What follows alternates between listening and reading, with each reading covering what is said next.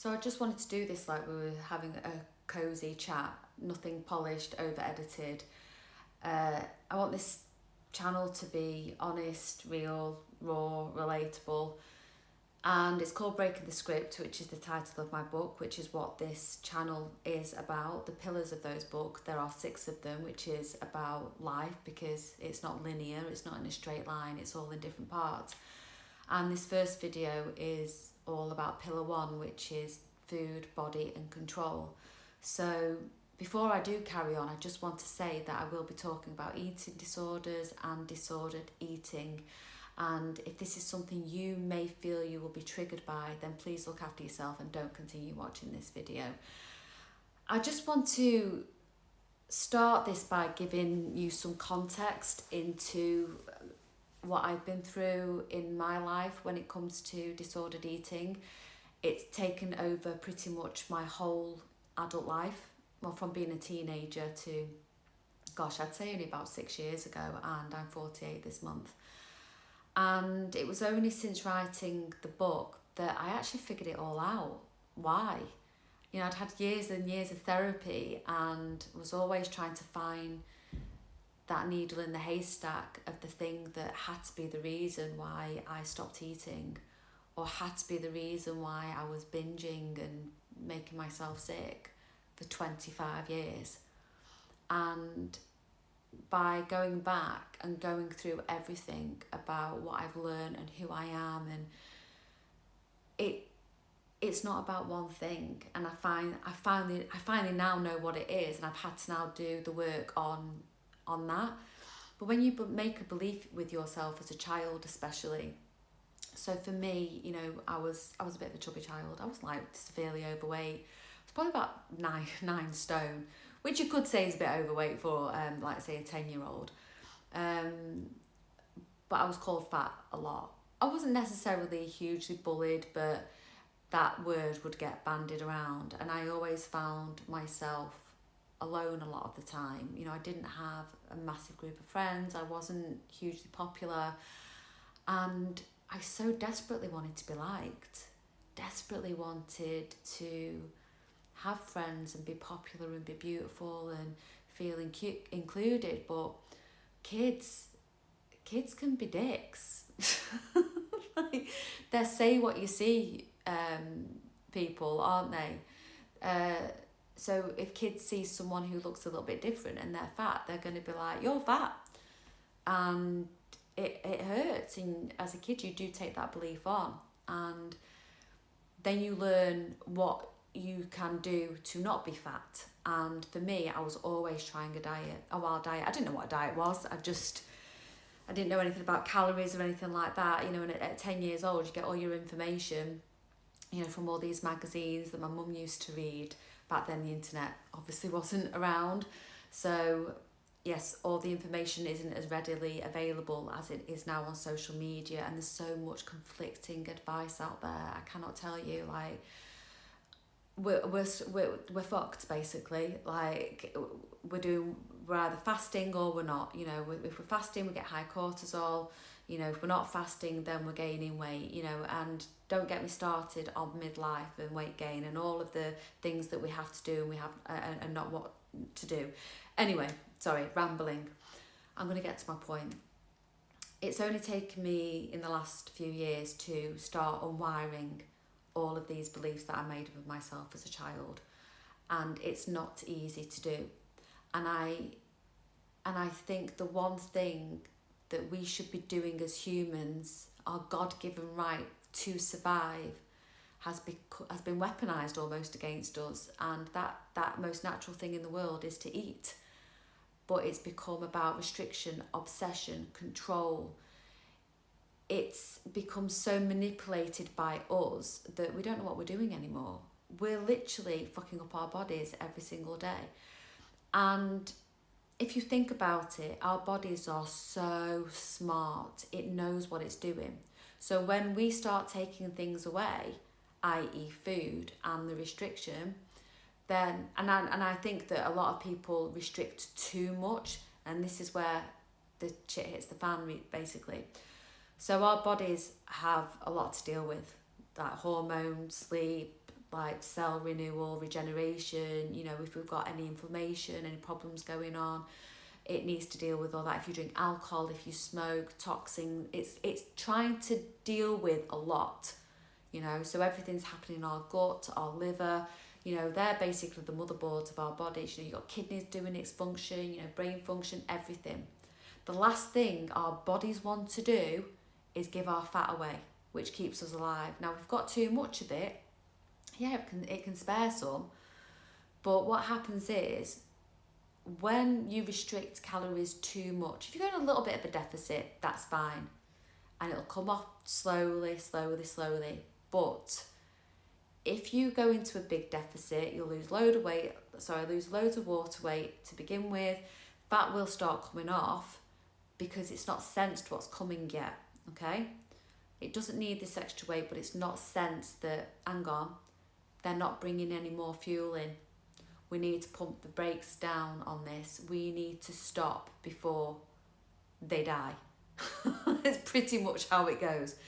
So if you're putting stress on your body through dieting, or if you've got an illness, or you do drink or anything like that, the last thing your body is going to want to do is go, let's just keep losing weight.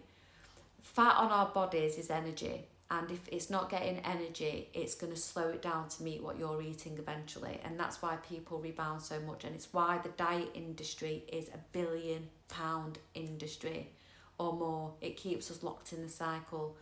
Go in a deficit, which is how you do lose weight, but you've got to be smart with keeping your metabolism revved up. And that has a lot to do with building muscle as well. We'll get onto all of this throughout the whole of the core of this pillar. I'll be doing the pillars every 2 weeks, maybe once or twice a week, we'll see.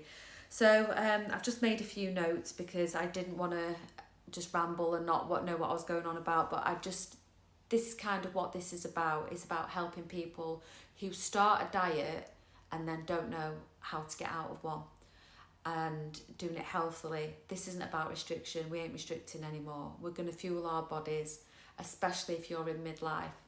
You know, what works for us in our 20s ain't working for us now in our 40s, 50s and beyond.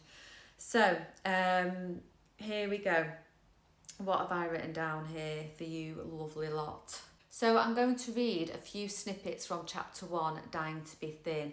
Again, trigger warning, this does include eating disorders and anorexia. So if you find this triggering, please don't continue watching. No matter how in shape I am, no matter how low that number on the scale goes, I'm just not skinny enough, I'm not good enough, I'm not sexy enough, not pretty enough. My days were consumed by this warped sense of how I look to others, but it's only me who chastises and criticises. It's only me who batters and bruises myself with self-doubt, fueled by the relentless noise in my head. Now, this is important because this didn't start with food, it started with beliefs. Somewhere along the way, I decided that being thin meant being worthy, and once that belief is laid down, it runs everything. It runs the show. It takes a long time to bloody break as well. Snippet 2, the outside voices become your own. Sometimes that noise is amplified by trolls on the internet, anonymous voices hiding behind the safety of their screens. She's so skinny, she looks like a lollipop head. That girl needs to eat a burger. And while I knew these skinny comments were insults, I like them. They reaffirmed and validated what my inner child learned all those years ago. You will be loved when you are thin. That sentence right there, that's danger. So when being criticised for being thin still feels like validation, you're already in trouble. Because telling you now, that doesn't go away. When someone even now to this day says to me, have you lost weight? I'm like, no. Have I? It's like a compliment. It's like, it's that validation, isn't it? That being thin is what makes us who we are, you know, almost important. It's bullshit. Oh, I wish it was bullshit. So I'm getting there. Okay, snippet 3, we're on the childhood wiring. As a toddler, my free spirit began to explore the world, fully aware, fully present. Then we're taught how to communicate by our parents and by those around us. Rules are put in place. We're told when we're bad and when we're good. And when we're good, we're praised and rewarded. And so we learn that to be accepted, we must please others. This is where the people pleasing started for me, and food became a part of that. Snippet 4, the diet that never ended.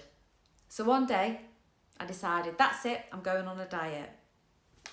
That diet had no end point. In some ways, I think that diet's lasted 30 years. Snippet 5, control and praise. So my body started to change slowly but surely.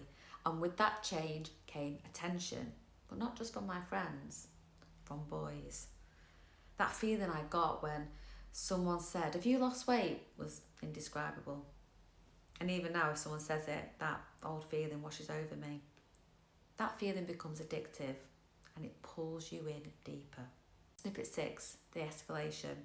I increased my daily exercise into 3 times a day. Every morning, I'd run up and down the stairs for a count of 100 and I'd weigh myself every day. So this is where it stopped being about health and became about obsession.